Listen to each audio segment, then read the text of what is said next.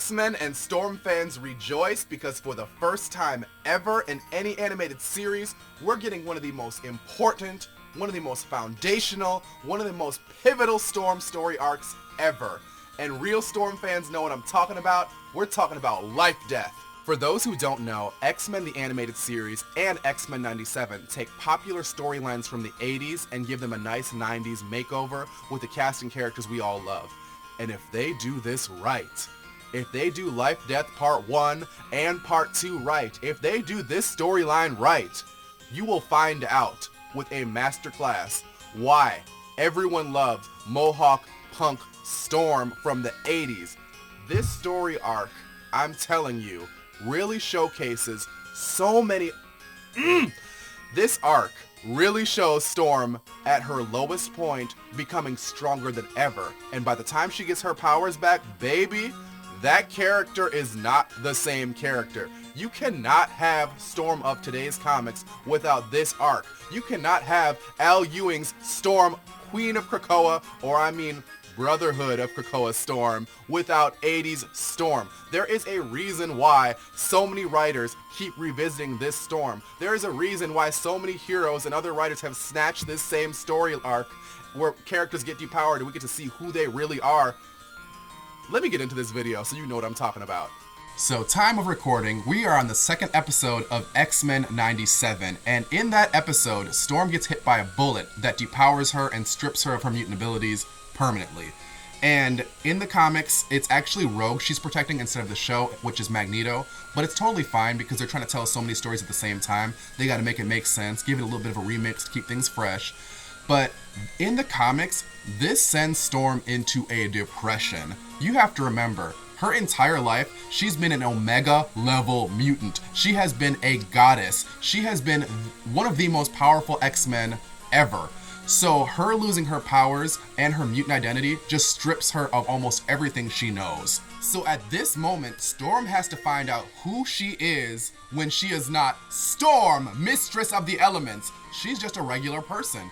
And this is where Forge enters the picture. And this is where things get really interesting. And I'm gonna say this, all of y'all that say Storm and Black Panther are goals, y'all haven't been reading the comics and y'all have been sleeping on Forge, because Storm and Forge's relationship is some of the most deep comic book relationships I have ever seen at Marvel.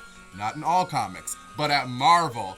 And Storm very much is at this lowest point in her entire life.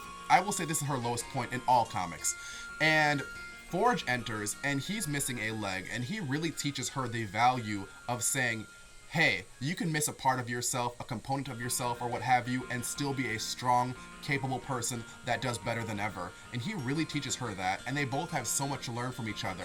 But there's a twist. The same gun that shot Storm and depowered her is the same gun Forge created. His mutant ability is he's a genius inventor. Like, he can create whatever he wants to, and that's his ability. So she's learning these amazing life lessons and getting back on her feet with the same man who created a gun that stripped her of all of her abilities and all of her magnificence and all of her goddess persona. So it's a really tough, turbulent relationship at first, but they eventually learn so much from each other and fall in love, and it's really complex and deep stuff. So in LifeDeath Part 2, Storm goes back to the eastern part of Africa, into the desert, and she's still at a very low point in her life. However, she finds purpose again, and she realizes she is that mother queen with or without her powers. She's coming back better than ever. And I want to quote one of the lines she says in the story. She says, I have no powers, my body cannot fly, but I no longer mind. For in my heart and soul, where it truly matters, I soar higher than the stars. And this is where Storm hits that turning point, and everything that comes after, it's game time, baby. So without a question, it looks like X-Men 97 is building up to the Inferno story arc, and during this time, Storm is kind of ticked at Cyclops. She feels he is not doing a good enough job at leading the X-Men, and she has no powers, and she challenges him to a duel for leadership of the X-Men. And she kicks his butt. So we get Storm, without her powers, kicking the butt of Cyclops, who is the leader of the X-Men, without powers, And then on top of that, it solidifies her as the leader of the X-Men, officially. So this was a huge turning point, especially for the 80s. You have a depowered black woman leading the X-Men. Yeah, woke isn't back, baby, because with the X-Men, it never left. So as all of this is going on, Storm is the leader of the X-Men during the Fall of Mutants era and the Inferno era. But during this time, she goes back to Forge and she demands he finds a way to bring her powers back. And by the end of this arc of the will they, won't they, and this very I love you but I'm also blaming you for what happened to me arc, they do fall in love. Storm grows her hair back. Her hair comes back to how it used to be, full.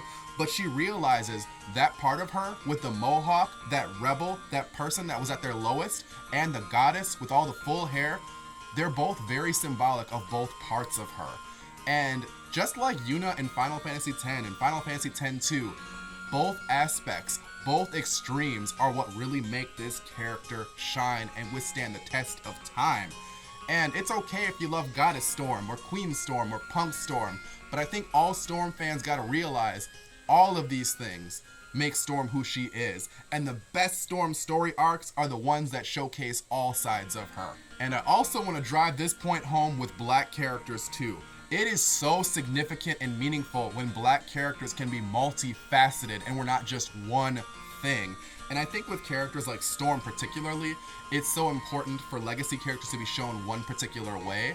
But people forget what makes them so fascinating is how multidimensional they are, how many different personas and masks they can take on seamlessly, and how capable they are. And I think as a black queer person of color reading these comic books and these shows, it's so amazing and extraordinary to see that. You see what I did there? Extraordinary. So are you ready to see one of Storm's most foundational arcs brought to animation for the first time?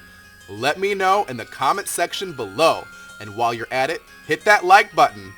With that being said, we love this depowered era for Storm, but what we love more is Storm at her Omega level potential.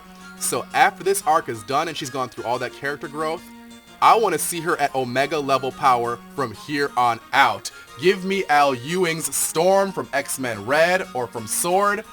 And for those who don't know, because I know some of y'all don't read the comics, X-Men Red Storm shows her using powers in ways we have never seen before. It shows you can be a very OP character and still have amazing story arcs. Let's see that going forward, X-Men 97. Alright, me Jinx Oge, signing out. Take it easy, Storm Watchers.